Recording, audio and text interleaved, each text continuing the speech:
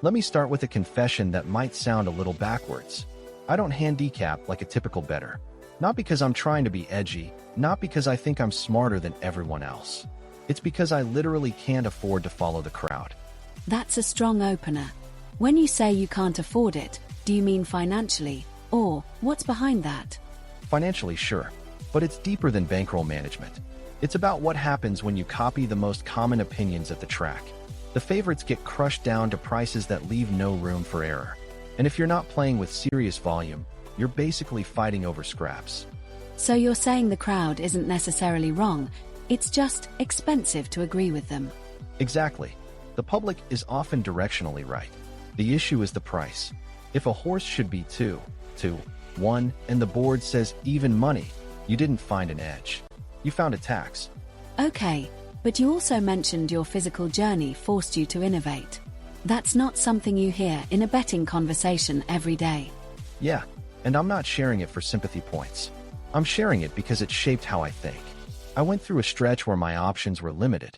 My days were structured around what I physically could and couldn't do. That changes you. In what way? It makes you stop assuming you can do things the standard way. You stop saying, well, this is how everyone does it. You start asking, what's the simplest method that actually works for me? And once you learn that mindset, you can't unlearn it. So instead of trying to consume every angle like the hardcore players, you built a system that fits your reality. Right. I had to be selective. I couldn't chase every race, every stat, every narrative. I needed a process that was repeatable, calm, and most importantly, capable of finding value where other people weren't looking. And that's where the underdog comes in. That's where the underdog becomes the whole point. Because if you're not trying to beat the public to the obvious conclusion, you have to hunt where the public isn't hunting. And the public, most of the time, avoids discomfort. Discomfort meaning uncertainty. Uncertainty, messy information, horses with a flaw on paper, horses that need one specific setup, horses that don't look good in the most common stats people rely on. The crowd wants clean. They want a horse that checks every box. But racing isn't clean. So what was the breakthrough? What clicked for you? The breakthrough was realizing this. Most bettors are doing probability backwards. They start with a story and then force the numbers to fit it. Or they start with speed figures and treat everything else like noise. I flipped it. I started with what causes the market to misprice a horse. So instead of asking, who's best, you're asking, who's being misunderstood? That's it. And I built my strategy around a few recurring reasons an underdog gets ignored, even when it has a real path to winning. Let's make it real. What are those reasons? First big one, the last race illusion. People overweight the most recent run. If the horse finished 7th, the crowd throws it out. But 7th can mean 100 different things. Trouble, wrong pace, trapped behind horses, moved too early, bad post, wrong surface, wrong distance. You're basically saying the finish position is a headline, not the article. Perfect way to put it. My approach is to look for hidden competence. Not hidden talent in a magical sense, but hidden competence the market refuses to count because it takes extra effort to see. What would be an example of hidden competence? A horse that made an early move into a fast pace and predictably faded. The crowd sees a fade. I see fitness and ability, and I ask, what happens if today the pace is softer, or the jockey rides more patiently? That same horse can suddenly look like a completely different animal. So pace is a major pillar. It's huge. Second reason an underdog gets mispriced, the distance or surface shift. Some horses hate a surface. Some horses want longer. Some want shorter. The public often treats a bad try on the wrong setup like a permanent label. Like, oh, that horse is no good, when really it's that horse is no good in that situation. Exactly. Third, class movement confusion. The crowd loves a drop because it feels safe, and they distrust a rise because it feels like optimism. But class isn't just up or down. It's context. Sometimes a drop is a red flag. Sometimes a rise is the signal that the barn knows they're sitting on something. That's interesting because most people would say class drop equals intent. And sometimes it does. But when everyone agrees, the price disappears. My goal is not to be right in the same way as everyone else. My goal is to be right when the price is wrong. Talk about price for a second, because people listening might be thinking, okay, But how do I know what a horse should be? Great question, and here's the simplest workable answer. You don't need to be a mathematician. You need a habit. Translate your opinion into a rough odds line. Meaning you assign a fair price in your head. Yes, if you think a horse wins 1 out of 10 times, that's about 9 to 1 fair odds. If the board is offering 18 to 1, now you're not just betting a horse. You're buying value. And if the board offers 6 to 1, you pass. Right. And passing is where most people fall apart, because it feels like doing nothing. But in this game, doing nothing is a strategy. It's protection. So your physical journey led you to build a calmer process. Less chasing. Less chasing, more waiting. I learned that I don't need every race. I need the right race. And underdogs, when chosen correctly, let you be selective.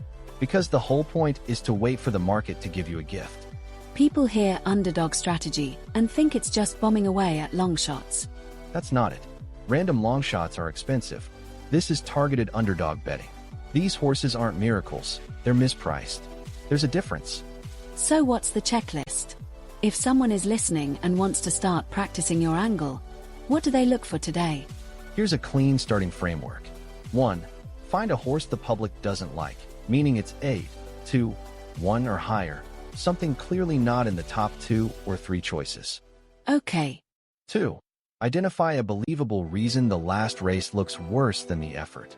Trouble, pace, bad trip, wrong setup. Something concrete, not wishful. So not I have a feeling. Exactly. 3. Find a change today that turns that hidden competence into visible performance. Distance tweak, surface switch, pace scenario, equipment change, rider upgrade, or a more favorable post. You want a catalyst. A catalyst, yes. Look at the race shape. Ask yourself, if the favorite runs their normal race, can my underdog still win? You're not betting against the favorite emotionally. You're betting for your horse's path. That's a big mindset shift. It's not the favorite is bad, it's the favorite's win isn't guaranteed, and my price compensates me. Bingo. And 5.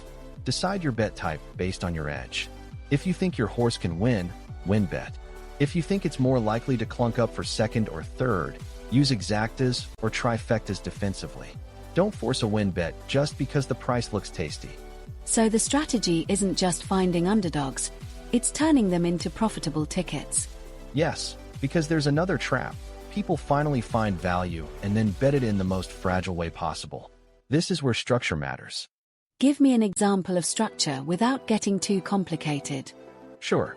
Let's say you like a 12 to 1 shot that has a real setup today, and you also respect 2 logical horses. You can bet some to win, and you can also play exactas with your horse on top and those 2 underneath, and then reverse it smaller if you think second is realistic. You're building around your opinion instead of making one all-or-nothing bet. I like that because it acknowledges reality. Even good opinions don't always land perfectly. Exactly. And I'll tell you something else that came from my personal experience. I don't want my results riding on adrenaline. I want them riding on process. So when you say your perspective turns overlooked horses into profitable tickets, it's not magic.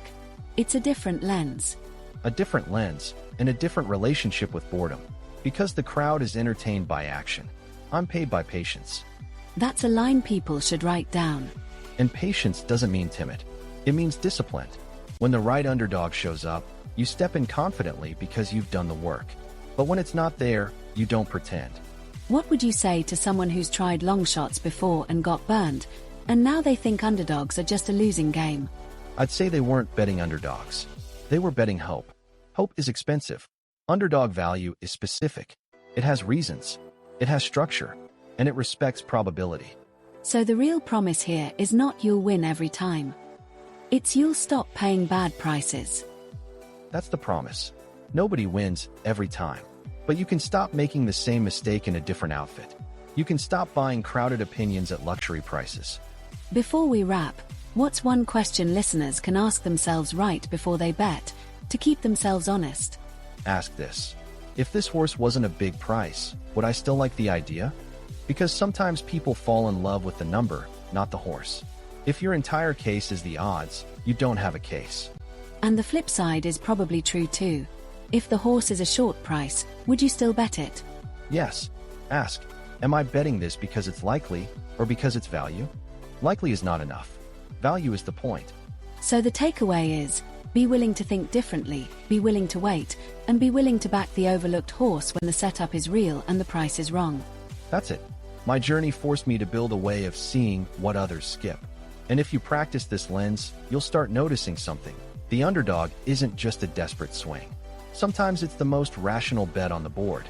All right, next time you're scanning a race, don't just ask who's supposed to win. Ask who's being misread and what the crowd is refusing to price correctly. And when you find that horse, build the ticket like a professional, not a dreamer. That's how overlooked horses become profitable tickets.